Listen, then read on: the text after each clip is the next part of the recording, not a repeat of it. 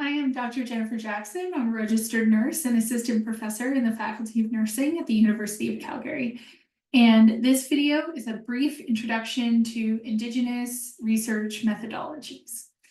Now, right out of the gate, I want to be very careful because I am not Indigenous. I'm not trying to speak for Indigenous people, nor am I trying to claim any Indigenous knowledge as my own. So I recognize that I am in the context of colonization and that the responsibility for decolonizing falls with all of us. And so it is my job to educate myself, and I can read the Indian Act. I can better understand colonization, especially when there's resources out there. I don't have to put all the burden of my learning on Indigenous people. I can take responsibility and educate myself about different issues, including research. That said, that does not mean that my knowledge and understanding replaces that of Indigenous people. So this talk is designed to introduce some basic concepts so that when we do have circles with Indigenous people, we can show up with enough background information that we can really honor their contribution and ask good questions, be really engaged, because we have foundational understanding. So that's all I'm trying to offer here is some foundational understanding of basic information. And I encourage you to look things up, engage with Indigenous people, research this yourself, and see this as just a very humble stepping stone in terms of developing more understanding. So that said, we're going to talk today about Indigenous research methodologies. So there's a few things we need to be distinguishing between here. We have studies that happen to have Indigenous participants, or Indigenous participants are part of a larger research sample. We have studies where all of the participants may be Indigenous, and they form the total population that's studied as part of the research. And we also have Indigenous research. Now, those are all different things, and there's no problem with each approach individually. For example, we might want to look at a medical intervention and assess its efficacy in a population of Indigenous people. As long as that is being done with sustained engagement and consent and things I'll get into as we go, it's fine to have a sample of Indigenous people or of any group in another type of research study. So cross-sectional study, correlational design, grounded theory study. You can have Indigenous participants in those kinds of studies. That is different than Indigenous research, which is a specific set of approaches of engaging with people and land and honoring traditions in a different way. Also, Indigenous people are not a monolith. I'm not trying to say all of them are the same any more than all of any group is the same. This also means that research methodologies are not the same. They're applied differently in different communities, depending on the purpose and the aims of the researchers. So with that said, we'll move on and talk about different elements of Indigenous research and some foundational pieces that we can bring to enhance our understanding when we're engaging with Indigenous people. So just to say about my positionality, I'm here in Treaty 7, born and raised in Treaty 7, although I've lived in Anishinaabe, unceded Anishinaabe territory, unceded Mi'kmaq territory, and in the colonizer. So I've had different experiences that way. I'm very grateful to be connected to the land. This picture here is of farming, because that's a background I come from. And so I'm part of this, because of settler colonization, and I am a settler on this land, that was negotiated and in unfair ways, and the treaties were not necessarily upheld. However, I'm here as one of many trying to move past colonization by learning from Indigenous peoples and understanding land in a new way. And so I am learning and trying to do better, and being here in Treaty 7 and Métis Nation of Alberta regions districts 5 and 6 provides me with really rich opportunities to do that. So we can't talk about Indigenous research without first an understanding of the horrific legacy of colonization and research. So colonization had universally negative consequences across all of North America and other places in the world. Within the umbrella of colonization, part of that was colonized research that was done. So there is a long legacy in Canada of very unethical research studies. For example, there were things like, I don't want to get too into it because I don't want to be traumatizing. At the same time, I think it's important to understand where people's hesitation may come from. So researchers tested Indigenous children to see if they have mind reading skills and gave them candy as a result of it. There were nutritional studies where they starved Indigenous children to see what would happen if they didn't have adequate nutrition. And these were fully sanctioned by the Canadian government. There was withholding of dental care as an experimental condition to see what would happen to Indigenous people's teeth. There was also, Indigenous people were used to test a tuberculosis vaccine. They were the population for the test, and during that test, 20% of them died. All of these studies were conducted with a lack of informed consent, a completely unethical premise, and certainly unethical conduct. And even so, we do have this historic legacy of this. Also, this is not unfortunately a past thing. We have currently a lot of people who claim Indigenous ancestry with no right to do so. And because of that, they are pretending to be Indigenous and taking up research funding, space, resources that Indigenous people could use for themselves. So this isn't something that happened back then in the old times and now it's better. It's something we need to continue to be interrogating because it looks different today, but some of these things are still happening.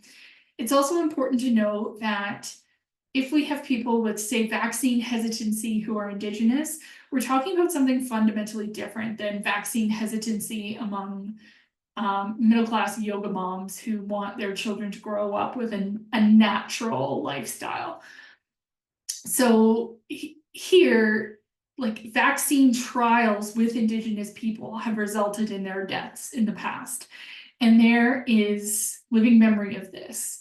And so if someone who's Indigenous is hesitant to be part of a vaccine trial, you know, for COVID-19 or something else, there's very good reason for that. And we have to honor those reasons and engage with those folks differently than we would with, say, other populations that are maybe vaccine hesitant because of what they saw on YouTube.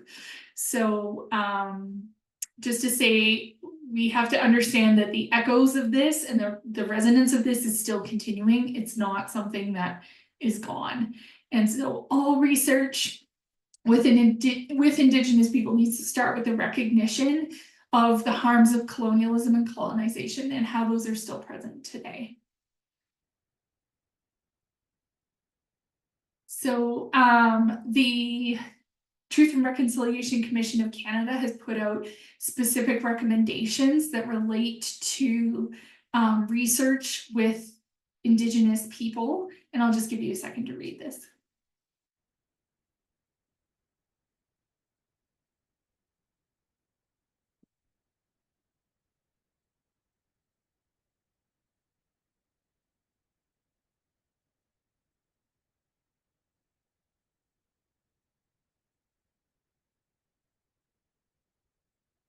So part of the spirit of these recommendations is that Indigenous people have the right to self-determine with anything with research. They can produce their own histories, own their own stories and resources, and that they are partners across research in all areas.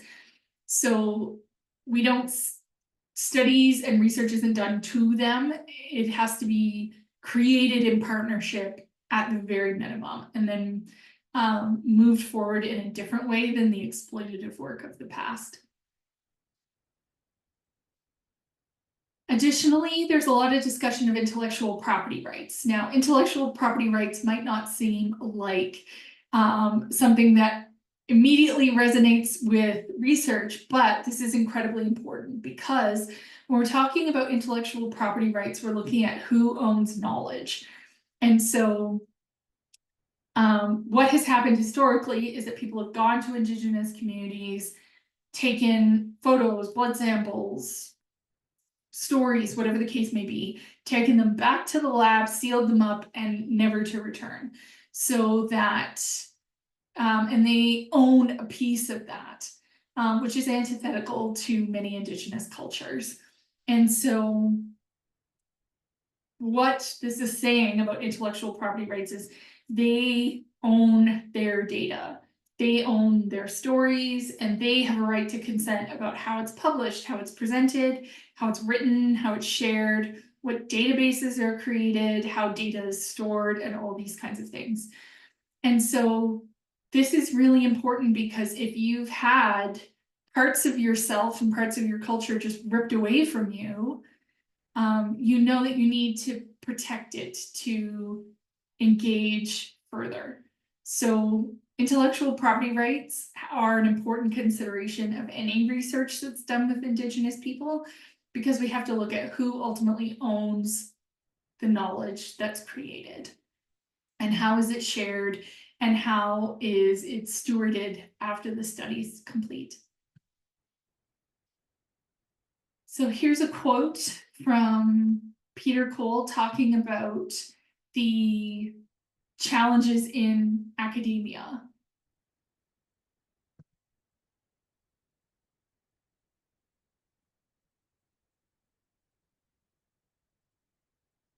So this writing is demonstrating how this author finds, modern punctuation and English vernacular to be restricting, and that it's not how he understands the world. And that's okay, because having Indigenous people in academia does not mean they come into academia and follow what we normally do. It means we need to change academia so that Indigenous people have homes here that are affirming and uplifting and not perpetuating colonization. So with all of this, we need to be respectful of engaging with Indigenous ideas, regardless of the kind of research that's being done, because there's elements of reciprocity here. As I once heard said, if you can learn to say, or if I can learn to say epistemological, you can learn to say Anishinaabe. And I think of that often as the need for the dialogue between academia and Indigenous culture and creating more overlap. So key points of Indigenous research methods. So regardless of the specific type of methodology, these are like umbrella concepts that would be relevant maybe in different ways, but across the different types of methodologies. So relational accountability to a whole community. So not only to participants. So when I do research, I tell my participants, generally one at a time. I'm going to keep your information confidential. I'm going to keep your information private. I'm not going to share it, and I'll send you a copy of the study. Relational accountability with a whole community means something different. So this means that you are part of the community. You are invested in the community in the sense that you care about their outcomes outside of the study. You care about their culture and who they are as people, and you're accountable to a whole group, not just an individual participant. This also means that you're not just there to collect data and leave. People may spend a lot of time and engage in ways that Indigenous people want to engage. So my colleague, Dr. Carla Ginn, has done a lot of research with Métis grandmothers, and she's gone out, and the grandmothers would call her and say, we're doing our community garden today, come out. And so Carla would go out and garden with them. And there's no data collection per se, there's not an interview that's being recorded, but she is accountable to that community. So she's participating when she's been invited to do so. So identity and community are also foundational to Indigenous research methodologies. So we don't talk about bias. In quantitative research, it's all about restricting bias and controlling the environment. That is antithetical to Indigenous research. So instead of saying bias, we're saying our wisdom and our lens of understanding and the way we interpret the world and the way our community interprets the world, and talking about things that way. So we can't apply a lens like bias to understanding this kind of work.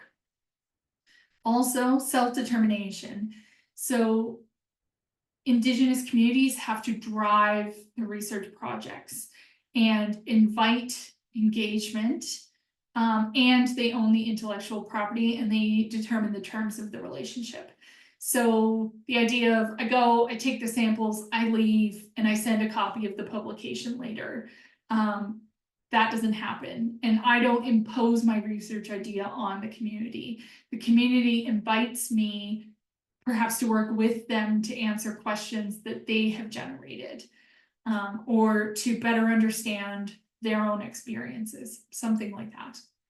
But these factors apply throughout, and you can see that they contrast, especially with quantitative research. So it's important to recognize the differences, and that being different doesn't mean it's lesser, or it doesn't mean it's not rigorous. It means that it comes from a different place, and it can respond to a different set of issues. It doesn't mean one is better than the other.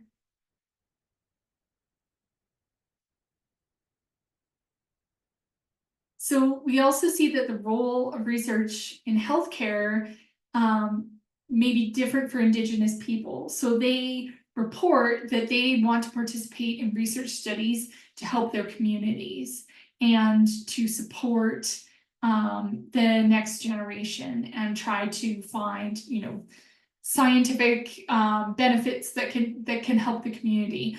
Whereas if you ask colonized or colonizers, and settlers, why do you want to participate in research?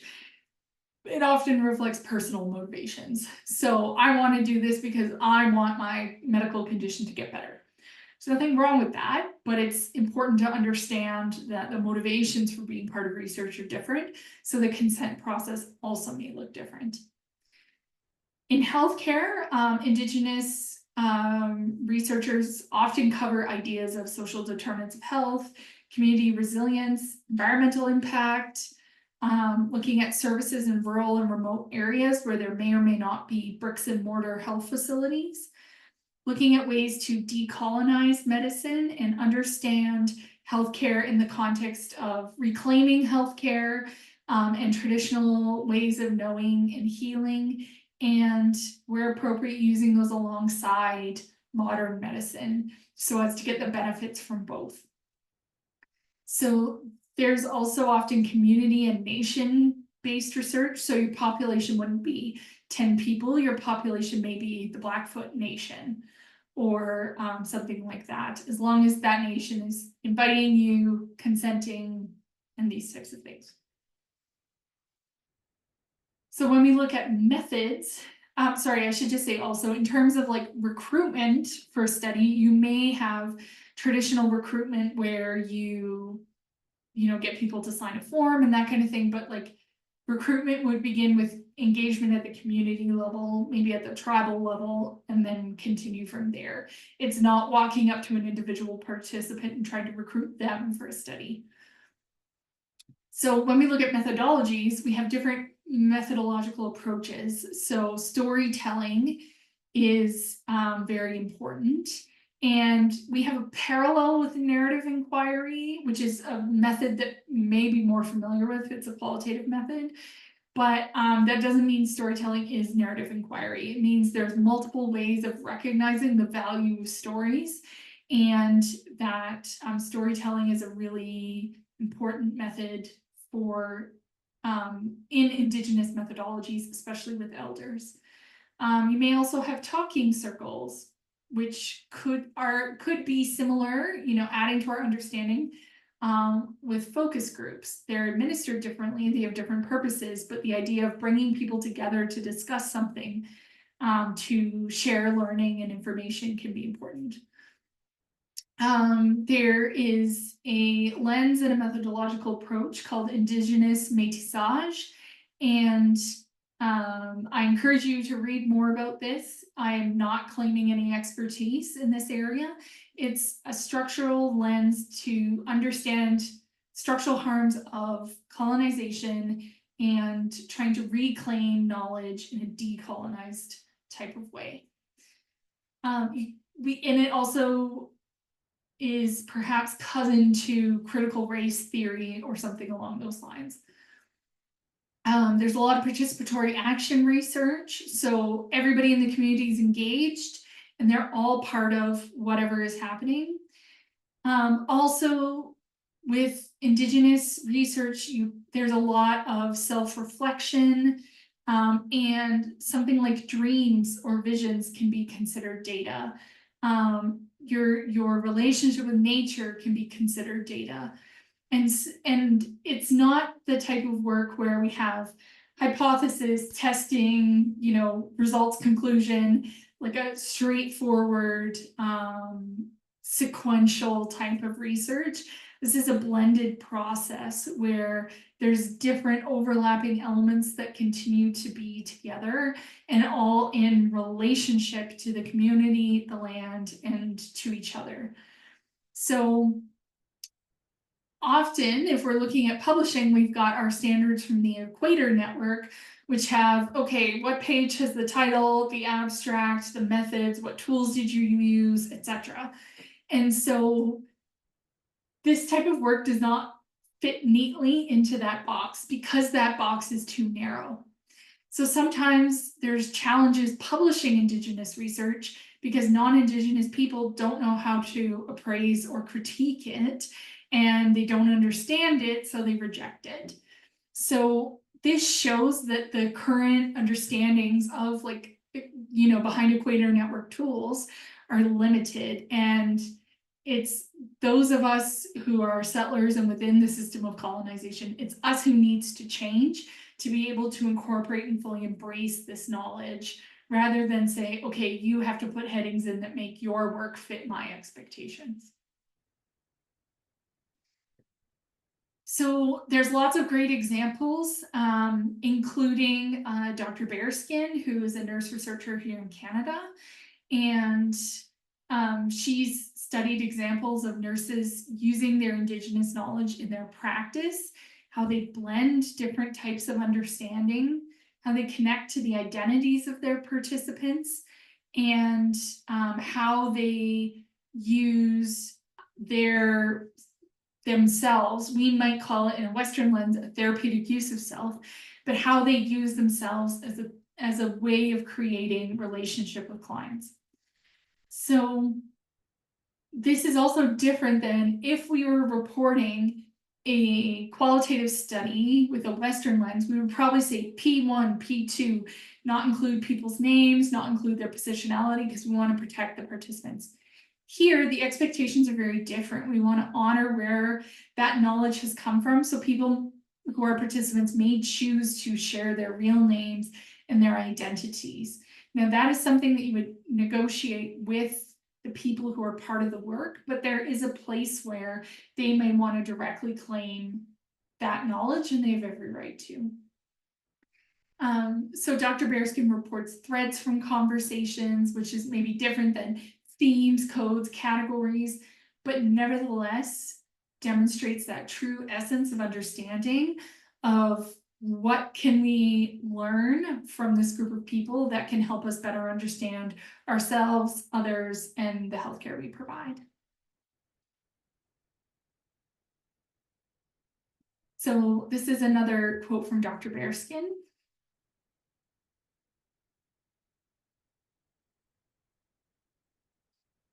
And I love this because it shows us a path from which we can all learn. So I know all of us are on a path of reconciliation. No matter who we are or where we find ourselves, we're journeying that in some way. And so understanding and learning from Indigenous research methodologies, for those of us who are settlers, provides a great opportunity for us to continue on that path and gain valuable understanding from our neighbors and colleagues. And that can help us as we provide healthcare. So for my class, this is intended as just a broad introduction before we engage with our guest speakers, so that we show up having done some of our independent work and ready to fully engage. And I also encourage, there's lots of resources, whether they be books, websites, all kinds of things that are directly made by Indigenous people. And I encourage you to seek those out, because as much as I'm offering a humble introduction, learning directly from Indigenous people through whatever medium is by far the most important step that we take in this understanding. So thank you very much, and I hope that you will continue to find new resources and build your understanding.